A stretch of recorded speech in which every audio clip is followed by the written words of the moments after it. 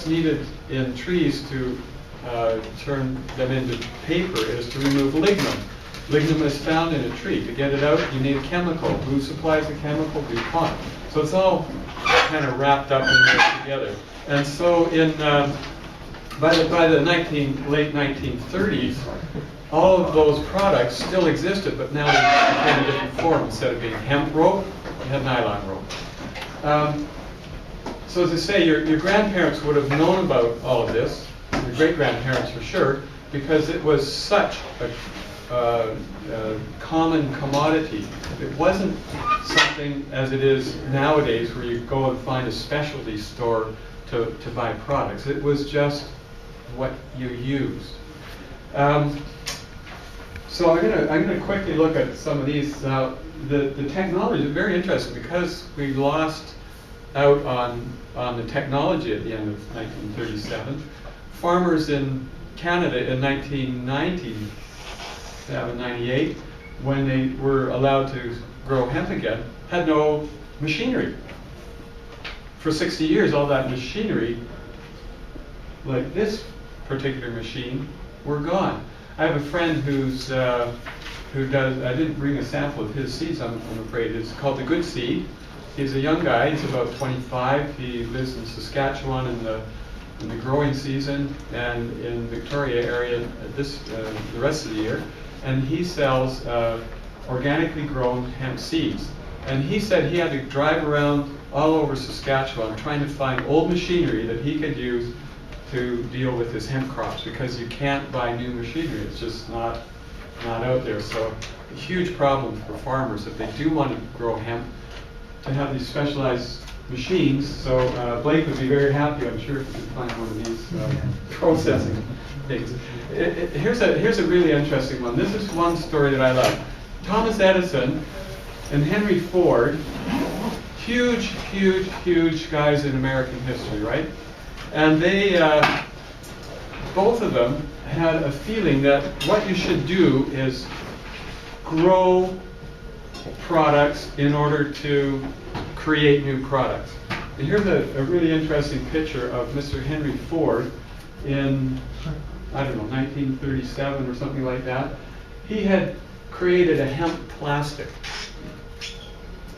And he is hitting that car with an axe, and he can't do any damage to it. That's how strong that is. Very cool photo. What it tells me also is that Henry Ford, as powerful a human being as he was in the United States of America at that time, could not stop the US government from banning hemp, the growing of hemp, through the marijuana tax law. Thomas Edison was the same. The guy who invented a million things believed in growing crops to create new things. He didn't believe in oil as what should be the long-term solution. But of course, for the last 70 years, that's what we have been dished out, right? We've got to use oil to make everything that we do instead of growing it. So really cool picture there of Henry Ford with his hemp plastic car. Can't do any damage to it, but the US government did a whole lot of damage to him and to the rest of us because that car couldn't go into production because they banned the growing of hemp. So a little bit of idiocy in the world. I'm sure you didn't know that there was idiocy in the world. I'll give you a rundown of some of the things that we can do with it. First of all, the seeds. Seeds are very, very nutritious.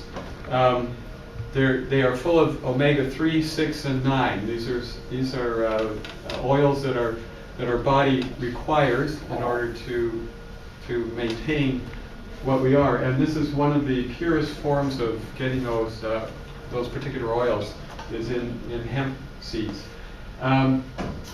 It also is full of protein, so people are cutting back on, traditionally we use meat to fulfill our protein, so beef and etc. If you're cutting back and becoming vegetarian, then a good solution is to use hemp seeds to to be added in with your beans and your rice and everything else because of the protein value that's in there. Your body needs protein, and hemp seed has it. We have a lot of products. Hemp Bliss is brought to us by Manitoba Harvest, and they have made like a kind of a milk product out of it. They also have squished it into, this is Hempology, which is an Ontario company. You'll notice that a lot of, pretty much all of these are Canadian companies, because to this day, October 1st, 2008, the United States of Missouri will still not allow the growing of hemp in their country.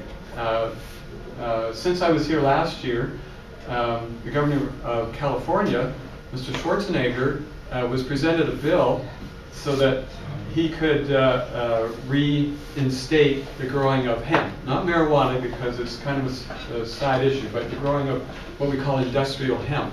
It was a bill that was presented by a Democrat and a Republican. These two people got together.